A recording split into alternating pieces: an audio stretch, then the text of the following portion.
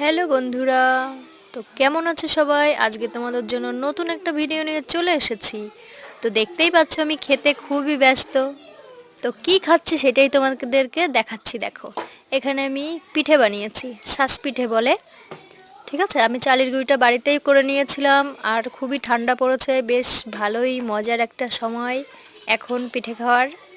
ওই জন্য ঘরে জমাজম মন হলো, বানিয়ে নিলাম, বেশ মজা করে খেয়ে নেব। তো এখানে দেখো চালের গুঁড়ো, চালটা ভিজিয়ে রেখেছিলাম, তারপরে চালটার গুঁড়ো করেছি। দেখো কত সুন্দর মিহি হয়ে গেছে।